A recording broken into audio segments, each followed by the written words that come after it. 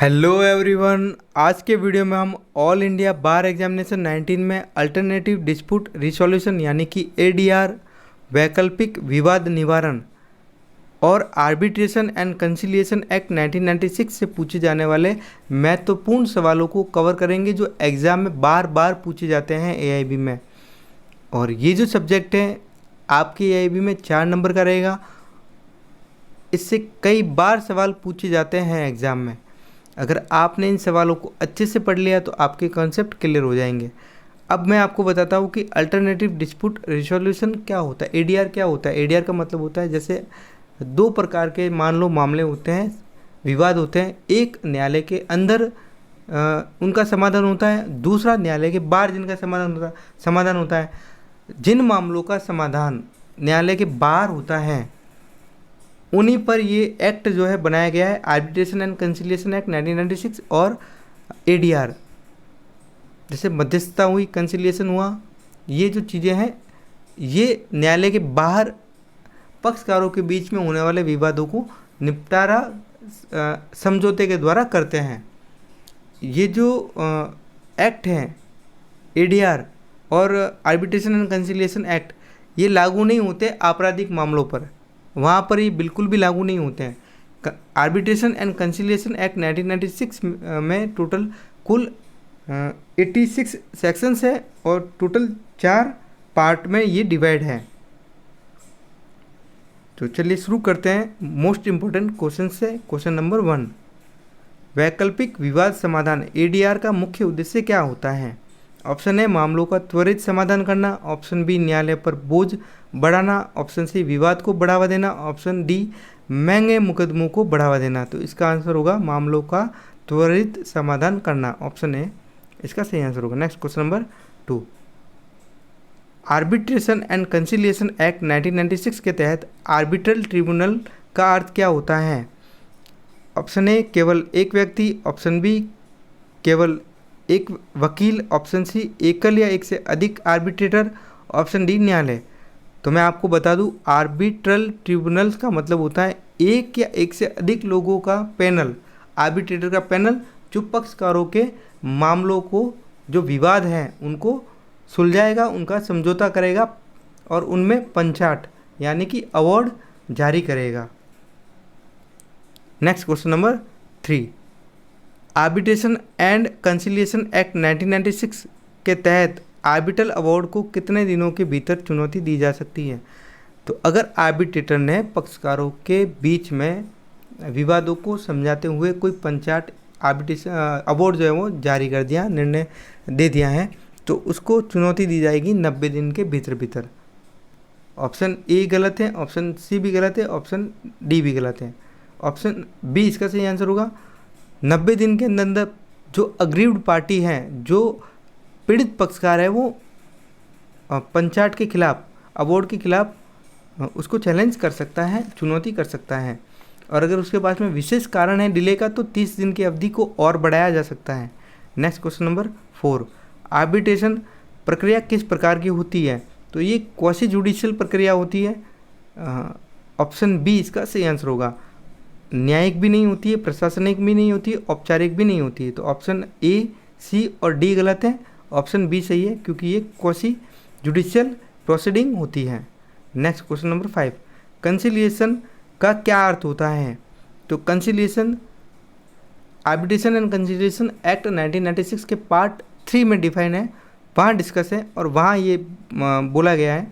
Option A पक्षों के बीच सुलह करना, ऑप्शन बी मुकदमा करना, ऑप्शन सी अनुबंध समाप्त करना, ऑप्शन डी अदालत का आदेश। तो इसका आंसर होगा ऑप्शन ए पक्षों के बीच में सुलह यानी कि एग्रीमेंट, सेटलमेंट करवाना। ऑप्शन ए इसका सही आंसर होगा। अब एडीआर में मैं आपको बता दूं कि आर्बिट्रेशन के अंदर होता है अवार्ड पास करना, वहाँ अवार्ड पास होता है और यहाँ पर सेटलमेंट होता है, कंसिलिएशन में सेटलमेंट होता है पार्टीज के बीच में। नेक्स्ट क्वेश्चन नंबर 6, एडीआर के अंतर्गत कितने प्रकार की प्रक्रियाएं आती है। तो एडीआर के अंतर्गत ऑप्शन है बी, ऑप्शन ए 2 प्रकार की, बी 3 प्रकार की, सी 4 प्रकार की, डी 5 प्रकार की। तो इसका सही आंसर होगा ऑप्शन सी, ये टोटल 4 प्रकार की प्रक्रियाएं आती हैं। जिन्हें मैंने मेंशन भी किया है, आर्बिट्रेशन, कंसिलिएशन, मीडिएशन और नेगोशिएशन। तो ये 4 प्रक्रिया आएगी। नेक्स्ट क्वेश्चन नंबर 7, निम्नलिखित में से कौन एडीआर की विधि नहीं है? कौन सी विधि एडीआर की नहीं है? ऑप्शन ए मध्यस्थता, ये है। ऑप्शन बी सुलह, ये भी है। ऑप्शन सी मुकदमा, ये नहीं है। तो इसका आंसर ऑप्शन सी होगा। डी आर्बिट्रेशन, तो ये भी है। तो इसका आंसर सी होगा। मुकदमा जो है वो एडीआर की विधि नहीं है। Next question number 8, arbitration and conciliation act 1996 किस मॉडल कानून पर आधारित है? तो ये भारतीय संविधान पर आधारित नहीं है, ये UNCITRAL मॉडल कानून पर आधारित है। तो ऑप्शन बी इसका सही आंसर होगा। नेक्स्ट क्वेश्चन नंबर 9, कौन सा अधिनियम आर्बिट्रेशन एंड कंसिलिएशन एक्ट 1996 से पहले भारत में लागू था? तो ये जो एक्ट आया 1996 से पहले, इससे पहले जो एक्ट था वो चल रहा था आर्बिट्रेशन एक्ट 1940। तो ऑप्शन ए इसका सही आंसर होगा। ऑप्शन बी गलत है, सी भी गलत है और डी भी गलत है। नेक्स्ट क्वेश्चन नंबर 10, क्या एक आर्बिट्रल अवार्ड को अंतिम माना जाता है? तो अगर उसे चुनौती नहीं दी गई है पक्षकारों के द्वारा तो वो फाइनल होगा और पक्षकारों पर बाध्यकारी प्रभाव भी रखेगा। तो ऑप्शन ए गलत है, ऑप्शन बी भी गलत है, ऑप्शन सी इसका सही आंसर होगा, केवल तभी जब इसे चैलेंज नहीं किया गया हो। नेक्स्ट क्वेश्चन नंबर 11, आर्बिट्रेशन प्रक्रिया शुरू करने के लिए कौन आवेदन कर सकता है? ऑप्शन ए केवल वादी, ऑप्शन बी केवल प्रतिवादी, कोई भी पक्षकार, अदालत। तो आर्बिट्रेशन के लिए प्रक्रिया के लिए कोई भी पक्षकार आवेदन न्यायालय में कर सकता है। 2 पक्षकारों में विवाद है, उस विवाद को आर्बिट्रेशन के जरिए अगर उसका निपटारा करना है, उसका सॉल्यूशन करना है, तो फिर उस विवाद के लिए कोई भी पक्षकार आवेदन कर सकता है। ऑप्शन सी इसका सही आंसर होगा। Next question number 12, arbitral tribunal द्वारा निर्णय किस स्वरूप में होना चाहिए? आर्बिट्रल ट्रिब्यूनल का जो निर्णय है वो किस फॉर्म में होना चाहिए? तो ऑप्शन ए मौखिक, ऑप्शन बी लिखित, option C electronic, option D किसी भी स्वरूप में। तो मैं आपको बता दूं जो ये फॉर्म रहेगा वो लिखित में होगा। जो भी अवार्ड होगा आर्बिट्रल ट्रिब्यूनल का डिसीजन, निर्णय जो होगा वो लिखित में होगा हमेशा ही। ऑप्शन बी इसका सही आंसर होगा। नेक्स्ट क्वेश्चन नंबर 13, मीडिएशन में कौन मुख्य भूमिका निभाता है? ऑप्शन ए जज, option B mediator, option C वकील, ऑप्शन डी आर्बिट्रेटर। तो मीडिएशन के अंदर मीडिएटर जो होगा वो मुख्य भूमिका जो है वो निभाएगा। ऑप्शन बी इसका सही आंसर होगा। जज, वकील, आर्बिट्रेटर, इनका आंसर गलत होगा। नेक्स्ट क्वेश्चन नंबर 15, आर्बिट्रेशन मध्यस्थता के लिए भारत में कौन सा कानून लागू होता है? तो इसके लिए ऑप्शन ए भारतीय दंड संहिता लागू नहीं होती है, ऑप्शन बी पंचाट यानी कि मध्यस्थम और सुलह अधिनियम 1996 लागू होता है। तो ऑप्शन बी इसका सही आंसर होगा। नेक्स्ट क्वेश्चन नंबर 16, कंसिलिएशन प्रक्रिया में सुलहकर्ता का मुख्य कार्य क्या होता है? तो सुलहकर्ता जो होता है वो पार्टीज के बीच में सेटलमेंट एग्रीमेंट करवाता है। दोनों पक्षकारों के बीच में विवाद को लेकर के उनके बीच में उनका निपटारा करते हुए आपसी समझौते से सेटलमेंट एग्रीमेंट करवाएगा। तो ऑप्शन बी पक्षकारों के बीच में समझौता कराना इसका सही आंसर होगा। निर्णय नहीं ले सकता, ऑप्शन ए गलत है। विवाद को बढ़ावा भी नहीं दे सकता, ऑप्शन डी केवल एक पक्ष का समर्थन भी नहीं कर सकता। नेक्स्ट क्वेश्चन नंबर 17, पंचायत न्यायालय का गठन जो है वो किसके द्वारा किया जाता है? आर्बिट्रेशन ट्रिब्यूनल किसके द्वारा बनाया जाएगा? ऑप्शन ए सरकार, ऑप्शन बी न्यायालय, ऑप्शन सी विवादित पक्षकार, ऑप्शन डी मध्यस्थ। तो इसका आंसर होगा सरकार नहीं करती है, न्यायालय भी नहीं करता है, विवादित पक्षकार ही आर्बिट्रेशन ट्रिब्यूनल का जो गठन है वो करते हैं। तो ऑप्शन सी इसका सही आंसर होगा। नेक्स्ट क्वेश्चन नंबर 18, पंचायत और सुलह अधिनियम 1996 के तहत किस प्रकार के विवादों का समाधान एडीआर के माध्यम से किया जाता है? तो आपराधिक मामलों का नहीं किया जाता है, ऑप्शन ए गलत है। पारिवारिक मामलों का किया जाता है, ऑप्शन बी सही है। व्यापारिक मामलों का भी किया जाता है, ऑप्शन सी सही है। ऑप्शन डी दोनों, बी और सी ऑप्शन सही है, तो इसका आंसर डी होगा। नेक्स्ट क्वेश्चन नंबर 19, कंसिलिएशन प्रक्रिया से संबंधित प्रावधान किस भाग में है? तो आर्बिट्रेशन एंड कंसिलिएशन एक्ट 1996 में टोटल 86 सेक्शन है और टोटल ये 4 पार्ट में डिवाइडेड है। तो तीसरा जो पार्ट है वो कंसिलिएशन से डील करता है। तो ऑप्शन सी इसका सही आंसर होगा। नेक्स्ट क्वेश्चन नंबर 20, मीडिएशन के तहत मध्यस्थ कौन होता है? तो मीडिएशन के समय ऑप्शन ए एक न्यायाधीश, एक स्वतंत्र तृतीय पक्षकार, ऑप्शन ए वकील, ऑप्शन डी भारत द्वारा नियुक्त अधिकारी। तो इसका आंसर होगा एक स्वतंत्र तृतीय पक्षकार, इंडिपेंडेंट थर्ड पार्टी जो होगा वो इसका मध्यस्थ कहलाएगा मीडिएशन का। तो ऑप्शन बी इसका सही आंसर होगा। नेक्स्ट क्वेश्चन नंबर 21, एक आर्बिट्रेटर के रूप में कौन कार्य कर सकता है? ऑप्शन ए वकील, ऑप्शन बी कोई भी व्यक्ति, ऑप्शन सी केवल न्यायाधीश, ऑप्शन डी केवल विशेषज्ञ। तो इसका आंसर होगा कोई भी व्यक्ति आर्बिट्रेटर के लिए जो है वो कार्य कर सकता है। ऑप्शन बी इसका सही आंसर होगा। नेक्स्ट क्वेश्चन नंबर 22, कंसिलिएशन प्रक्रिया कब समाप्त होती है? तो कंसिलिएशन प्रक्रिया तब समाप्त होगी जब पक्षकारों द्वारा लिखित में समझौता कर लिया जाएगा और उनका मामला विवाद जो है वो समाप्त हो जाएगा। तो ऑप्शन बी इसका सही आंसर होगा। Next question number 23, arbitral award को लागू करने के लिए किस न्यायालय में आवेदन किया जा सकता है? तो आपको जानना चाहिए ऑप्शन ए जिला न्यायालय, ऑप्शन बी उच्च न्यायालय, ऑप्शन सी सर्वोच्च न्यायालय, ऑप्शन डी कोई भी अदालत। तो इसका आंसर होगा जिला न्यायालय, डिस्ट्रिक्ट कोर्ट। ऑप्शन ए इसका सही आंसर होगा। Next question number 24, arbitral award कब लागू नहीं हो सकता है? तो ऑप्शन है यदि यह लोक नीति के खिलाफ हो तो तब लागू नहीं होगा, यदि यह पक्षकारों की सहमति से पारित होता है तब तो लागू होगा। ऑप्शन सी यदि ये आर्बिट्रेटर द्वारा हस्ताक्षरित हो तब भी लागू होगा, यदि ये समय सीमा के भीतर हो तब भी लागू होगा। कब नहीं होगा? जब ये पब्लिक पॉलिसी के अगेंस्ट में हो। तो ऑप्शन ए इसका सही आंसर होगा। नेक्स्ट क्वेश्चन नंबर 25, आर्बिट्रेशन समझौते को किस प्रकार किया जा सकता है? तो ऑप्शन ए लिखित से, ऑप्शन बी मौखिक रूप से, ऑप्शन सी केवल अनुबंध के माध्यम से, ऑप्शन डी पक्षकारों की सहमति के माध्यम से। तो इसका आंसर होगा इन राइटिंग, लिखित रूप से ही समझौते होते हैं। तो ऑप्शन बी इसका सही आंसर होगा। नेक्स्ट क्वेश्चन नंबर 26, आर्बिट्रेशन की प्रक्रिया किस प्रकार की होती है? ऑप्शन ए गोपनीय, ऑप्शन बी सार्वजनिक, ऑप्शन सी न्यायिक, ऑप्शन डी संवैधानिक। तो मैं आपको बता दूं आर्बिट्रेशन की प्रक्रिया हमेशा ही कॉन्फिडेंशियल होती है, गोपनीय प्रवृत्ति की होती है। तो ऑप्शन ए इसका सही आंसर होगा। नेक्स्ट क्वेश्चन नंबर 27, आर्बिट्रेशन प्रक्रिया के तहत कार्रवाई का संचालन जो है वो किसके द्वारा किया जाता है? तो ऑप्शन ए न्यायालय, option B arbitrator, option C सरकार, ऑप्शन डी वकील।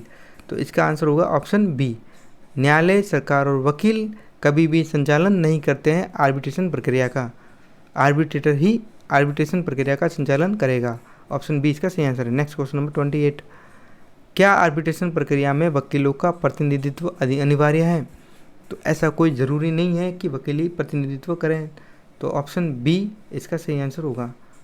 नेक्स्ट क्वेश्चन नंबर 29, क्या आर्बिट्रल अवार्ड में ब्याज दिया जा सकता है? बिल्कुल हाँ, ब्याज का प्रावधान है इस एक्ट में।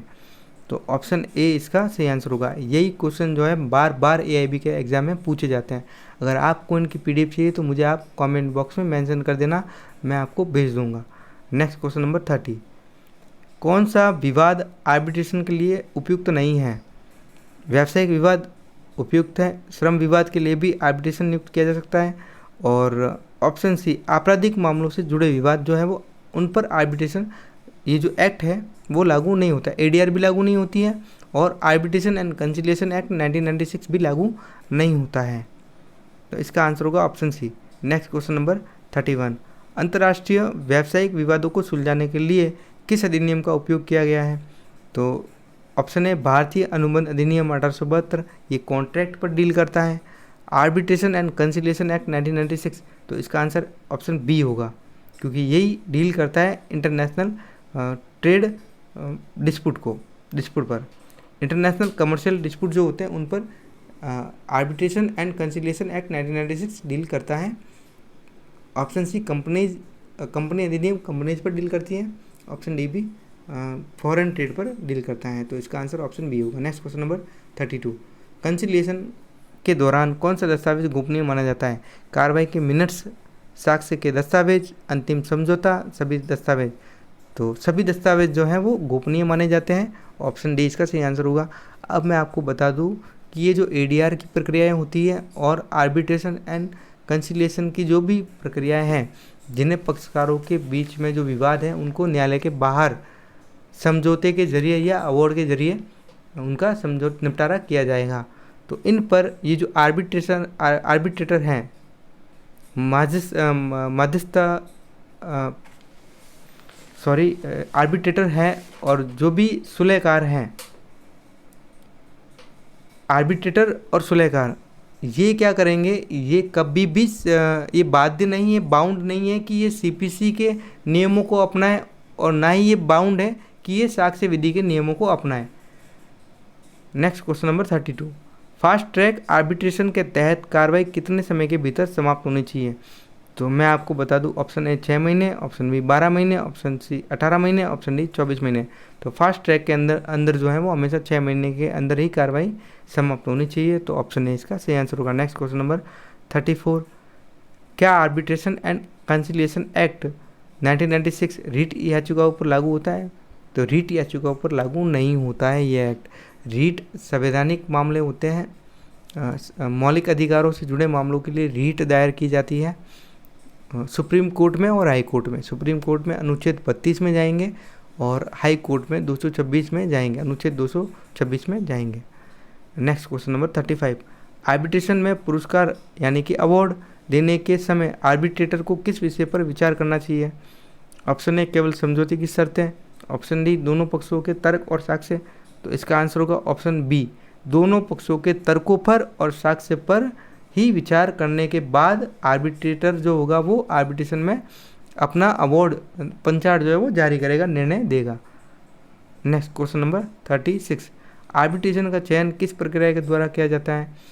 तो ऑप्शन ए न्यायालय नहीं कर सकती, ऑप्शन बी पार्टियों के बीच सहमति से, पक्षकारों के बीच सहमति से ही आर्बिट्रेटर की नियुक्ति होगी।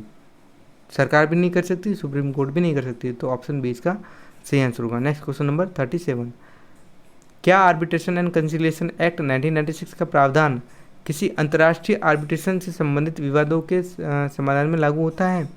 तो बिल्कुल लागू होता है। ये एक्ट उस पर भी डील करता है, इंटरनेशनल कमर्शियल डिस्प्यूट जो होते हैं उन पर भी ये एक्ट जो है arbitration and conciliation act 1996 deal करता है। तो ऑप्शन ए इसका सही आंसर होगा। Next question number 38, arbitration and conciliation act 1996 कब लागू हुआ था? मैं आपको बता दूं, ये एक्ट 25 अक्टूबर 1996 को लागू हुआ था। तो ऑप्शन सी इसका सही आंसर होगा। Next question number 39, arbitration and conciliation act 1996 के तहत अगर आर्बिट्रेटर तय नहीं कर पा रहे हैं तो किस प्रक्रिया का पालन किया जाएगा? ऑप्शन ए नियुक्ति प्रक्रिया पुनः की जाती है, तीसरा पक्ष का निर्णय करता है, न्यायालय निर्णय करता है। तो इसका आंसर होगा न्यायालय ही निर्णय करेगा आर्बिट्रेटर की नियुक्ति के लिए। तो इसका आंसर होगा option C. Next question number 40, UNCITRAL का पूरा नाम क्या है? इसका पूरा नाम है United nation commission on international trade law. तो ऑप्शन बी इसका सही आंसर होगा। Next question number 41, the arbitration and conciliation act 1996 के तहत मध्यस्थता की प्रकृति क्या होती है?